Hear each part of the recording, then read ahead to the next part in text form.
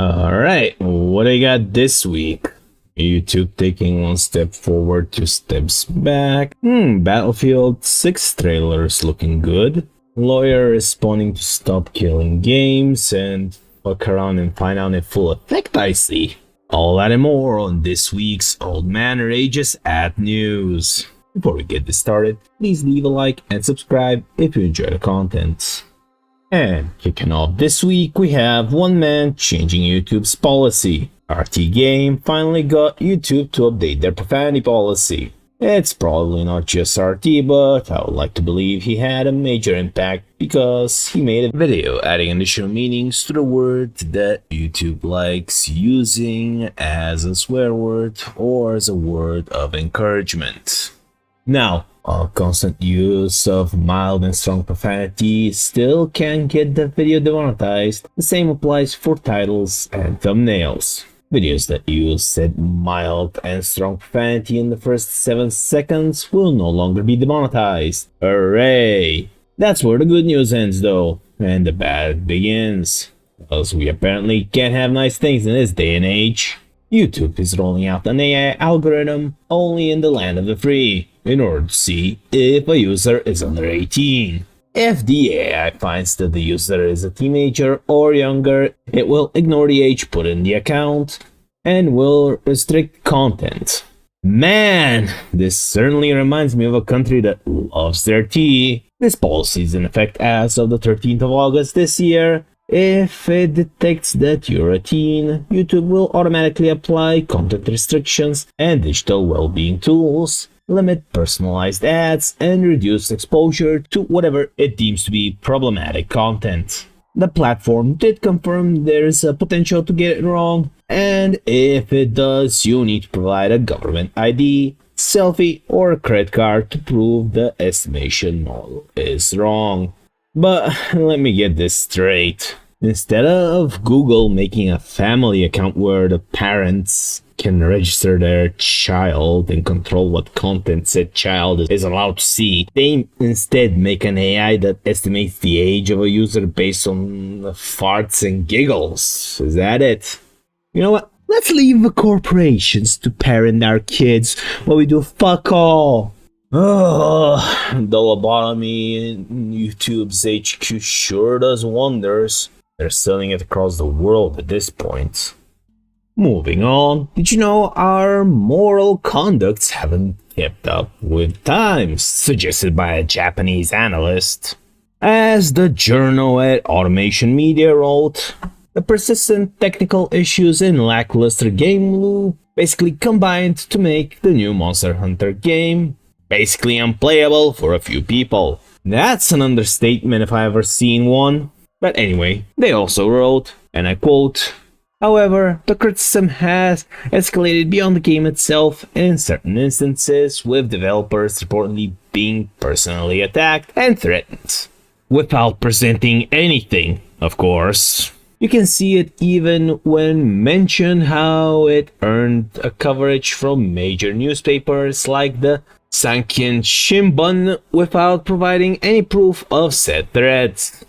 It feels like I'm reading a conspiracy theory at this point. You know, the ones about a shadow government from a person who wears one of those tinfoil hats and claims that they've been abducted by aliens, probed in unmentionable places of all things. That kind of conspiracy theory. But anyway, I digress. It went also into the anti-customer harassment policy that was released last month. And I'm not saying it's not happening, saying that if it is as bad as they imply, then there would have been a bigger stir about it. Not just some quotes from a news industry that may or may not take bribes from behind the scenes. The newspaper did talk to Hideki Yasuda, a game industry analyst at Toyo Securities, who commented, "It's always been common for some fans to lash out when a game's quality doesn't meet expectations. But in recent years, companies have increasingly put individual creators in the spotlight as a means of marketing, which has turned them into public targets." Alright, strap in folks, let's go through this one by one. Starting with, the game's quality doesn't meet expectations. My guy, have you seen the state some of these games are? The norm is slowly shifting to 70-80 euros per game, and some people can afford that. Not to mention, some of those games come out as buggy messes. It's basically a miracle if it's an Unreal 5 engine and it works right off the bat. At most, people can afford a 70 or 80 euro game once every 4 months. But you can't analyze that, right? Because it's not gonna fit your narrative. The second statement also makes sense if you just read it in bypass, but with the previous context of, quote, harassment. No wonder why someone becomes a target. I mean, if you become the face of a project, all of said feedback will go back to you, regardless if it's positive or negative, because that's how people's first thought of where to direct their feedback goes to. But overall, a clown show on an article. It's gonna be in the source if you wanna read through it. Moving on to something that actually looks promising. Battlefield 6. Now, for some context here. When they announced Battlefield 5, the trailer got 17 million views, which is, 7 years ago? And it got massively disliked. And I do mean massively, cause the estimated dislikes are more than the likes on the video. That's through a third-party add-on, mind you, that may or may not be accurate, but let's be real. If all of that is just from the people that are using the add-on, the analytics on that video are gonna be, spicy as hell. You can even see in the comments, Master Aquatics said, the only thing that was accurate about this trailer is the medic ignoring the guy asking for help. Also doesn't help the fact that EA said, don't like women in Battlefield 5, don't buy it. And by the looks of the new Battlefield 6 trailer, they're going back on those words hard. Really hard. The trailer got over 9.1 million views and counting. The dislikes are barely estimated to be over 15k, with a massive amount of 500k likes. I mean, the trailer literally only has what you would expect from a game with a military setting. Dudes, guns, and camo, with military equipment to boot. Another difference that I noticed about the trailer is that there were no women in it. Now, there might be a skin in the game that allows you to play as a female soldier. I'll be honest, I don't know enough about the series to tell you with any form of accuracy. I grew up on Counter-Strike, so yeah. But my guess would be if they have something like that, it's not going to be used by the majority of the player base, considering what happened with Battlefield 5. There is also a 4-hour long video revealing how the multiplayer gameplay trailer is going to play out, and that also has a positive like-dislike ratio, showing that this has the potential to give players what they want. Now, do remember, it's always a good idea to not pre-order games. See what the game actually has to offer first before pulling the trigger. But then again, it's your money, you do what you want to do with it. Moving on, Microsoft's CEO says the company is thriving as success is, quote, not about longevity, but relevance. Yeah, about that. And yes, he said that after laying off over 9,000 employees last month. And after an Xbox producer told the laid-off employees to use AI tools to reduce emotional and cognitive load. Yeah, you all know the classic, give Corpo more info so they can sell said info to the highest bidder. We got that right here.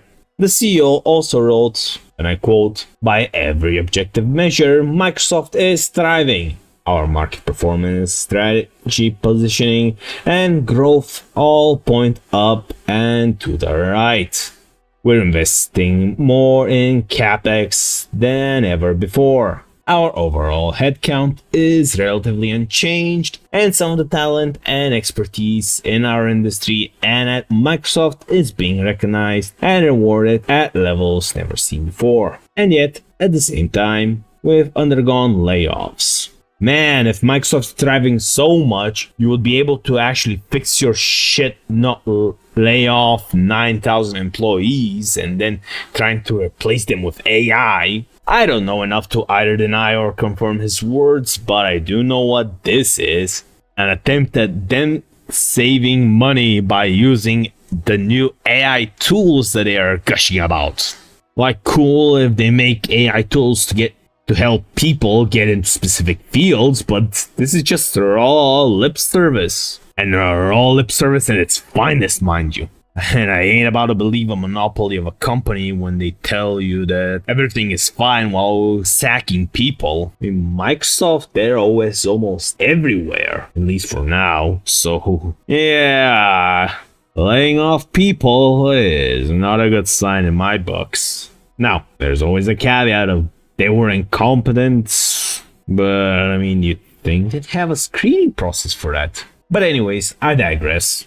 Moving on, I would think this is practically over. You know how with Stop Killing Games got over 1.4 million votes and all, but apparently, according to Sergio Ferraria, I'm not sure even if I pronounced this right, but anyways, the petition doesn't know what it's asking for. You'd think for a lawyer he would be smarter than this, but I guess the curse still hasn't been lifted, you know. Regardless, let's see his arguments. His first argument is that there is a fundamental technical distinction between offline first games and online services, which is true. However, if only there was, I don't know, a 1 hour long guide on the initiative and it basically being an FAQ and basically giving a demonstration on how this thing should work, his first argument might have been torpedoed. Man, I really can't find one. It's so hard when all I want to write is slop, you know. I mean, jokes aside, let's actually read what he's saying specifically about the online service games. For online service games, the server is not simply a communication tool, it's often integral to the game's operation. This means developers cannot simply flip a switch and make a game self-sufficient. Rewriting the game logic to run locally would require extensive engineering work with no commercial use and considerable IP risk for developers. I mean, here's the thing. While this could potentially be true, doesn't mean a new baseline can be established to allow flipping a switch. And also, here's something for ya. Look through Kingdom of Amalur's history and specifically how originally it was supposed to be an MMO, but then it got flipped to a single player game. So you're telling me that they magically changed the game itself? I find that hard to believe. His next point is, in some cases, server codes will use licensed middleware, such as physical engines, matchmaking libraries, or proprietary hosting frameworks that developers do not own and cannot legally redistribute. Even if a developer wanted to release the server code, they would most likely be in breach of their contractual obligations by doing so. In the chapter How Can Costs Be Reduced for End of Life, you can see with your own eyes that it says option 1, avoid bad licensing agreements. This, what you said, would easily fall into that section and can easily be avoided during development. The more you know, people. Then he gives an example of Fortnite and their licensed music, skins, and likeness. Alright, here's the thing, Chief. Stop Killing Games is fighting for the game to be left in a playable state. The keyword here being playable. What you wrote here doesn't matter when the game is being sunsetted. Take out the copyrighted music, skins, likenesses. Guess what? You'll still have the game there. But I digress. The stroke of genius doesn't end there. It mentioned the crew featuring real-world licensed vehicles. Now, grab your shovels, kids. We're gonna do some digging. I know it's hard for you, however, we still need to do this. There's a game called Need for Speed Most Wanted. It features cars like the Ford GT, Porsche 911 Carrera S, and Toyota Supra. If you've lived on this planet for like 4 years, you would realize that I just mentioned 3 cars that were made and the game is still playable. I don't see any of the big names being like, we don't want our car in this game, remove it or remove the game. And keep in mind, this is a game that came out in 2005. Almost if it's backing up my point from earlier with people not caring about the, I don't know, license things. This almost as if runs counterintuitive on your narrative. I know, it's hard to believe. I could go on and on, but there's a bigger fish to fry. If you have the time, you should check out what Stop Killing Games actually asks for, specifically from developers. And if you're a developer, the FAQ might help you once the bill passes. Or, you know, implement some of what was covered in the FAQ before the bill passes and win some goodwill with gamers. That never hurts. And now for something that was doomed to fail. Tales of the Shire is in an absolutely terrible state, to no one's surprise. Normally, journalists love every type of slop you send their way. However, this doesn't seem to be the case here. Shocking, I know. Metacritic left the game basically on red, with only 21 critics reviewing the experience, and giving it a combined total of 59. Yikes! Honestly, if I was a part of the 21 that reviewed it, I wouldn't have given it anything above 20 because it's a steaming mess at the moment. I mean, it looks like something you coded with a team of juniors. Even IGN said Tales of the Shire disappoint every step of the way. And these are the guys that praised games like Assassin's Creed Shadows and Veilguard. You know, the bar is low with them, and you somehow didn't make the cut? Holy hell! In the title card of the article, they even called it, and I quote, a promising idea that turned out dreadfully boring, extremely buggy. Oh, brother. Even IGN is cooking this thing. The only thing that is good about the game is how it managed to barely reach an all-time peak of 6.7k players with its, I mean, considering its ties to Sweet Baby Inc., it's a shocker at all, really. Unlike their other games like South of Midnight, but, you know, there's gonna be plenty of time for Sweet Baby Inc. later on. Don't worry about it. I mean, what kinda has me surprised that it managed to get past Golem and all-time peak player count, considering that was also a hot steaming mess. Forget later on, let's do this now, let's pull the cord. Now, speaking of Sweet Baby Inc., an ex-Sweet Baby Inc. member made a PowerPoint presentation on, get this, let's steal from books. No, I kid you not, that was the title of the presentation. And instead of saying the whole thing is a joke and shit like that, she went on the toxic path and said, and I quote, I'm dyslexic, so if I mess up and you laugh, you're ableist. Yeah, the first time I read that, I was like, what? An absolute joke of a statement. Sadly, she was serious, and now my editor is an ableist according to that woman. But don't worry, I'm joining the club as well, because I'm gonna make this thing as hilarious as possible. I'm also gonna point fingers and laugh. She also made a point on, how do I steal? And yes, a black woman making a PowerPoint presentation on stealing. The jokes write themselves. There's even a comparison between a good theft and a bad theft, basically trying to justify being a lazy prick, or as people in this neck of the woods would call it, plagiarism. I mean, look at it this way. There's no way around it. This is literally Be Lazy, the documentary. The more ironic part about this whole thing is, I'm gonna use the term bad theft here loosely because, I mean, theft is theft at the end of the day. You can steal, doesn't make it good or bad, it's stealing. Yes, Sweet Baby Inc. is a very well-known activist group that degrades works like Kill the Justice League, and they call degradation bad. So, should I be the pot or the kettle that calls the other one black? But anyway, the next slide basically told people to fuck off from Europe when it comes to historical fiction.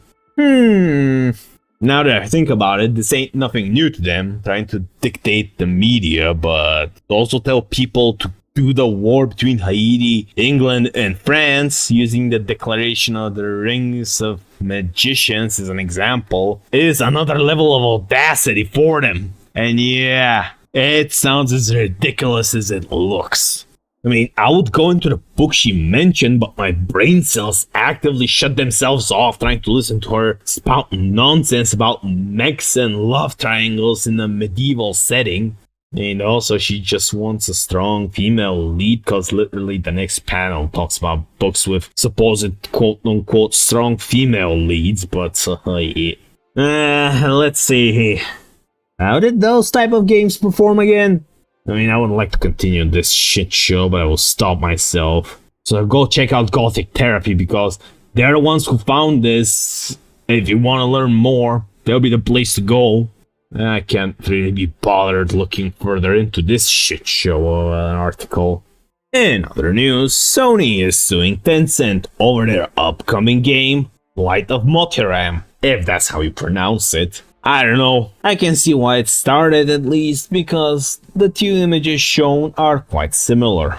On a personal note, I kinda hope TenCent wins, because I would like to have an attractive woman as a playable character, not an unwashed sock with legs. The lawsuit hinges on the game allegedly looking similar in nature, and I can see it when it comes to the mechanical animals at least. However, the main characters, while they also submitted them side by side, look vastly different. Sony was allegedly unaware of what TenCent was doing as well, and believes Motiram had already been in development at the time of the pitch, even going as far as possibly being a full year prior to the pitch itself. They also allegedly reached out to TenCent earlier this year to work on the issue with the game, and when TenCent asked to license Horizon, Sony refused. I mean, could have earned yourself some free money right there, Sony. We just passed that up. But let's be real here, we aren't aware of the details of the offer, thus I can only speculate, really. TenCent hasn't done anything as of writing, however, Sony did add the TenCent's 2024's pitch document about making a Horizon game through its Aurora studio. And TenCent's pitch included the idea of a Chinese flavored Horizon would have extra appeal, if not extra appeal, at least a better looking character. But anyways, moving on. Warner Bros. Are making another live service game. Yep, even though Suicide Squad was, well, a suicide. Maybe it can work. However, as long as Sweet Baby Inc. or similar activist groups don't touch it. And by work I mean having a small to medium group playing the game. That's about it, really. This isn't announced by them as well, but by a new job listing at Gotham Knight Studio. Warner Bros. Games Montreal suggests their upcoming game will have at least some long-term service. The executive producer listing is looking for a senior dev to, quote, lead the development of a high-quality AAA game based on one of its iconic IPs from the vast Warner Bros. And DC Comics catalog. They will oversee all phases of development and from concept to post-launch live operations. It also mentioned that they will need to have experience with, quote, post-launch content and live service strategies, which basically confirms that it's a live service game, because people really love live service games. I know I love them. In the garbage can, before I light it on fire. They also wrote that they're keen to see that the game, quote, not only meets its goals, but also pushes the boundaries of what's possible within the Warner Bros. And DC universe, and has emphasized on, and I quote, critical and commercial success, meaning big budget. Here we go again, Warner Bros. Gaming throwing large wads of cash at a burning dumpster fire. For the love of God, just make another Batman Arkham Asylum game in a new universe and you'll do great. Assuming you get someone who cares for the character and give that person full creative control, but that's beyond the reasoning for some rando suit who only looks at how much money they make and doesn't care about how they make them. And lastly, this is gonna be a long story. I do mean a long story, so bear with me for the whole thing. At any point, if you've heard enough about this topic and don't want to hear more, that's fine, but I still want to thank you anyways for watching the video up to this point. Remember Collective Shout and how last week we talked about them? Cause I do, and guess what? They pissed off gamers. And the last group you should really piss off, 4chan. Yes, that 4chan. These guys are an absolute menace, a ball of anarchy, and I love them for it. I'm pretty sure people don't need an introduction on what 4chan's capable of, but let's set the stage, shall we? Almost this was a wrestling match.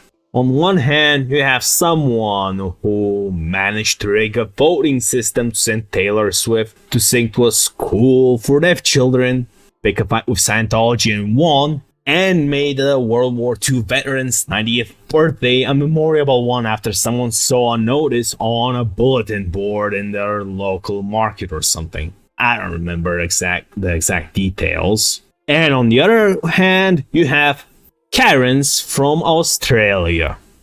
Now that you have the setting, 4chan is starting Operation Fight Fire with Fire, where Saturday and Sunday they will call Visa in order to protest against the censorship imposed. And since the numbers shown are reverse build, it means Visa will lose money on these calls. Now, I'll state the obvious because some people need to hear this. Do not call these numbers if you're gonna be shouting or screaming or being a general asshole. It makes it harder for us to change things when multiple people are being assholes. I do want to note, I will add a Reddit post for anyone from the EU watching so you can leave feedback on the Digital Fairness Act. Again, remain polite and explain what's going on, as the user Dragon Foolish explained it very well, and I can't give them enough credit for it. Now, if you were paying attention to the images shown, you would have seen that the operation started on the 25th of July, and today is the 4th of August, so we can see the results of the campaign. Polygon posted an article saying Visa and MasterCard are getting overwhelmed by gamer fury over censorship. Yep.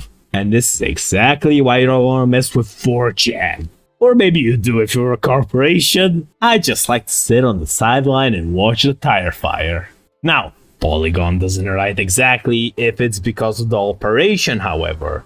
The dates do line up though, since the article was posted on the 28th, aka on a Monday. Here's another thing. Visa and MasterCard have a hotline for integrity, ethics, and compliance, which is required by law, so you can also report it directly there. And the best part, you can report it anonymously. And someone did post the response they got from Visa about this situation. However, it's just gaslighting at its finest. Nowhere in the law, as far as I'm aware at least, states that adult content is illegal. This isn't even a response from a human being, however. This is just a copy-paste AI-like written auto-response just to attempt to push against the flood that they are receiving. MasterCard issued a statement as well that they haven't evaluated any game restrictions of any activity on game creator sites, even though adult games were removed from itch.io. It's similar to the Visa statement that they are just following the rule of law and allow all lawful purchases. So, as the Roach King himself put it, and I quote, "So all of these websites are lying. Collective Shout is lying, Japan is lying, Steam is lying, and actual payment processors are doing nothing wrong? What a bunch of bullshit. The only truth in this is that it's not only Visa and MasterCard, but PayPal too. If we were to take a look at the MasterCard tweet, you can also see there's a community note stating that both Steam and Itch stated their removal came from payment processors, and that also payment processors have a documented history of refusing services to Japanese retailers over illegal adult content. Another editor found a letter that carnivorous Shih Tzus sent to payment processors, which was basically them bragging about bullying the developer of the game No Mercy and claiming that they discovered, quote, hundreds of other games. I'm not a professional writer, however, if I do want to get my point across and exaggerate like how they did, I would give examples. This to me shows they didn't really do research, just wanted to restrict gamers for enjoying themselves. One interesting thing that Madam Savvy tweeted out is that even the pro-censorship gamer-hating crew is against collective shit show. Now, I want to give them some leeway because they're finally doing something good, but just one simple act isn't gonna be enough to fully trust them. I'm glad that they're fighting the good fight, but I still don't trust them for other stuff like game ratings, so I guess we can call it a truce. I'm using truce loosely here. Competitive Shitting also made a response on their own action and claimed full responsibility for it. They even claimed that people have been spreading misinformation about their campaign, quite rich coming from people who want to censor everything they don't like. They try to reflect that they aren't the reason that itch.io removed their not safe for work games, when in the itch update itself it was stated that you were campaigning against Steam and itch.io. They even admitted that Steam didn't even give them the light of day over the campaign, so they went to payment processors that bent the knee instantly. Here is a prime example of that. Mouthwashing disappeared from itch.io. It's not like it's deleted from the platform itself, it just can't be found with the built-in itch.io search engine. This means it can't be easily found on the website, resulting in potential loss of revenue and also could result in a job loss. Thankfully, it can still be found on Steam for now. I don't think it's comfortable for anyone to know that the game can still be removed from Steam with a snap of someone's finger. Now, this is the part where I would have moved on to the next example, however, mid-writing I was made aware of something that the developer posted. So, I'm leaving it in here just as a reminder to double and triple check everything you see on the internet. Including me, mind you. I can be wrong, I'm a human being. The owner of Mouthwashing came out and stated that he was made aware that the game hasn't been searchable since October 2024.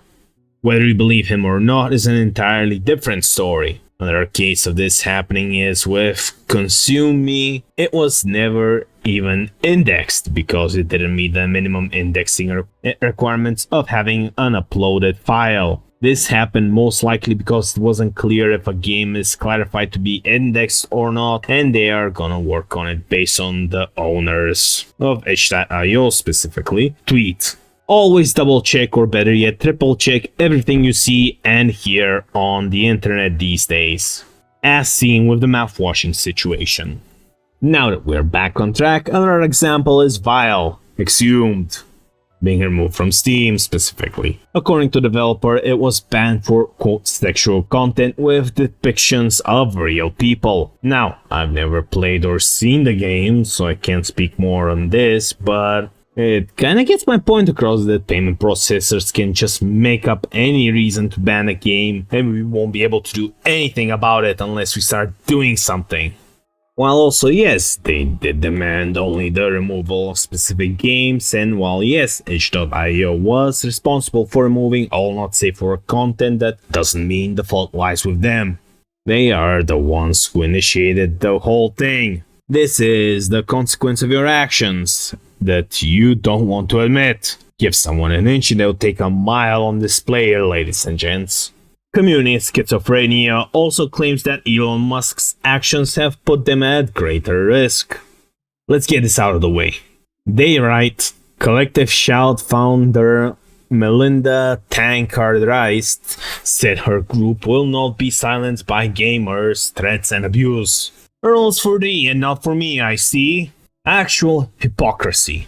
They also love to spout the three tags that they are against, no shocker there whatsoever.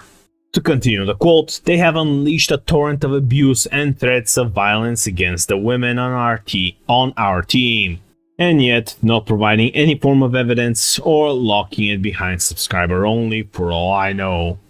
And I'm not about to pay them money to see their evidence. If you have evidence, put it out to the public, let the public judge it. And again, they claim to have received threats from men, and again, nothing. Zitch. Nada. Now, on to what the Musket Man did. Apparently, Musk's actions have fueled threats of violence, harassment, and digital abuse for their all-female team across all platforms, while yet again showing that Elon did give zero credibility to their statement. So, I tried digging through the hundreds of AI postings he did to find it, and I couldn't find jack shit. Shocking, I know. Maybe I accidentally scrolled by it. I can't really tell you at this point, considering all the slop AI posts the man has, but if someone knows more, do post it in the comments. I'm very curious what that man cooked up this time. Itch.io also managed to find a way to bring back not safe for work games on their website. What they did is re-index all the free not safe for work content they have and are in an ongoing discussion with payment processors and will be reintroducing paid content slowly. The one thing I can't help but notice is that there isn't a rule about donating to not safe for work projects. Thus, this could potentially be a malicious compliance on their part. I guess we'll have to wait and see. The politician Kurishida spoke up against crayon sniffers and said collective shouts activities and practices should be investigated worldwide as they pose such a threat. A Japanese politician sees this whole thing as a threat and calls for everyone to literally investigate everything. That's just how big this shit show became. I hope we can keep the momentum up. No, I really do. These guys do not deserve any break. I mean, I can go on and on about this situation, tie it to what's happening in the UK and the Kids Online Safety Act in the US that basically has the potential to turn the US and the UK 2.0, but this is not a political commentary channel and I want to keep it that way as much as possible. I'll leave some reading material for you in the sources section if you want to look into that in your own time. Again, if you've enjoyed the content, please like and subscribe, and I'll see you next time.